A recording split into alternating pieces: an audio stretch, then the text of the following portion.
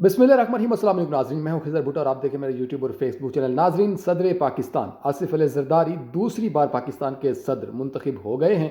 पूरी कौम को नए सदर की मुबारकबाद। सियासी इख्तिलाफ़ात अपनी जगह, लेकिन पाकिस्तान के दूसरे सदर आसिफ अली ज़रदारी मुंतखब हो गए हैं। आसिफ अली ज़रदारी साहब के मुकाबले में महमूद खान अचकज़ई थे, जिन्होंने ये सदर के हवाले से उनके साथ मुकाबला था जिनका। लेकिन इस इलेक्शन में किस तरह से पाकिस्तान तहरीक इंसाफ के वर्करों ने वोट दिया, आज़ाद उम्मीदवार ने, सुन्नी इत्तेहाद ने, और दूसरा आसिफ अली ज़रदारी साहब को कैसे मुंतखब करवाया गया बाकी नून लीग की जमातों में। अगर मैं आपके सामने कुछ फिगर्स रखूँ तो बलूचिस्तान असम्बली से आसिफ अली ज़रदारी ने 47 वोट हासिल किए हैं और वहाँ से महमूद खान अचकज़ई को कोई भी वोट नहीं मिला बलूचिस्तान असम्बली से। और दूसरा जो है, सदारती इलेक्शन में जो पंजाब असम्बली के वोटों की गिनती जो है वो अभी मुकम्मल हो चुकी है जब तक जो है मैं आपसे ये बात करूँ। और दूसरा पंजाब असम्बली में भी उनका जो है वो आसिफ अली ज़रदारी साहब का नंबर जो है वो अक्सरियत में है, बहुत ज़्यादा नंबर है। सिंध असम्बली से 151 वोट मिले हैं आसिफ अली ज़रदारी साहब को। इसी तरह KP असम्बली से महमूद खान अचकज़ई को जो है वो 71 जो है वो वोट मिले हैं KP असम्बली से।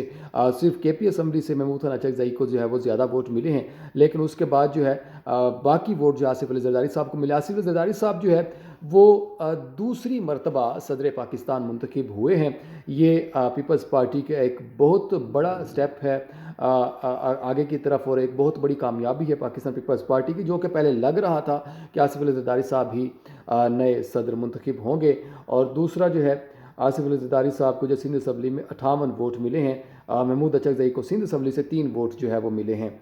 तो इस तरह से अब पार्लियामेंट जो ज़ाहिर है कि जो है पार्लियामेंट है उसके अंदर भी नारेबाजी शुरू हो गई है पीपल्स पार्टी के हक़ में। अब लोग जलसों जुलूसों की तैयारियां कर रहे हैं, लेकिन इसमें ये बड़ा अपसेट है पाकिस्तान तहरीक इंसाफ की जमात के लिए कि नए सदर का इंतखाब, और वो भी पाकिस्तान पीपल्स पार्टी के लिए। सारी काविशें, ये सारी मेहनतें सिर्फ इसलिए थी कि जो पाकिस्तान तहरीक इंसाफ के साथ जो है मिलकर जिस तरह से एक टोला PDM बनी थी, या PDM 2.0 जिसमें मौलाना फजल रहमान नहीं है, उसके आप नाम समझ लें, वो इसमें जो है अब मिल के पाकिस्तान तहरीक इंसाफ को ही जो है वो ज़ाहिर है डाउन करना चाह रहे हैं, उनको जो है वो हराना चाह रहे हैं। तो मेरे ख्याल में ये अब सिलसिला जो है वो जारी है, जिस वजह से पाकिस्तान तहरीक इंसाफ के पास जो आखिरी पत्ता था वो भी किस तरह से जो है वो डाउन हुआ, और पाकिस्तान तहरीक इंसाफ ये नशिस्त भी हार चुकी है और ये भी उसके हिस्से में नहीं है।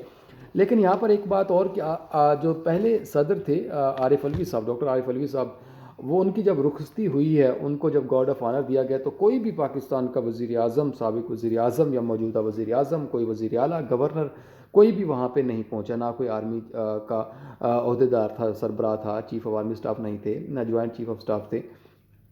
एक इस तरह से इमेज रह गया था पाकिस्तान तहरीक इंसाफ के वर्करों का। दूसरा, अगर हम बात करते हैं कि जिस तरह से सदर मुंतखब हुए हैं आसिफ अली ज़रदारी साहब, इसमें बहुत ज़्यादा कोशिशें की गई थी और पहले लग रहा था कि आसिफ अली ज़रदारी साहब ही जो है इस पाकिस्तान के दूसरी बार सदर मुंतखब होंगे। ये बड़ा अच्छा है मेरे ख्याल से, अच्छा जो है ये इकदाम है कि पाकिस्तान के अंदर जो है सदर आसिफ अली ज़रदारी साहब का बहुत बड़ा तजुर्बा है। अगर वो इस ओहदे पे आते हैं तो मेरे ख्याल से कुछ चीज़ों में जो उनके अपने इख्तियारात हैं, जो कि सदर के इख्तियारात थे, उसमें बहुत ज़्यादा चीज़ों को जो है वो बेहतरी मिलेगी देखने में।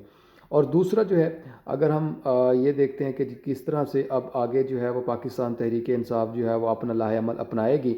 एक तो इंट्रा पार्टी इलेक्शन के हवाले से पाकिस्तान तहरीक इंसाफ को मुश्किलात थी, वो उन्होंने जवाब जमा करवा दिया है। और दूसरा जो है, पंजाब असम्बली से इलेक्शन हुए, KP से हुए, सिंध से हुए, बलूचिस्तान से हुए, सिर्फ पाकिस्तान तहरीक इंसाफ ने वहाँ से जहाँ उनकी हुकूमत बनी है वहीं से बाकी तमाम जो उससे जो है आसिफ अली ज़रदारी साहब ने विन किया है। तो ये जो है अब नए सदर जो है पाकिस्तान को जो है वो मिल गए हैं आसिफ अली ज़रदारी साहब की शक्ल में। तो आपको नए सदर मुबारक हो। अगला जो है व्लॉग मज़ीद तफसीलात के साथ आपके सामने रखेंगे। मुझे इजाज़त दें। अल्लाह हाफ़िज़।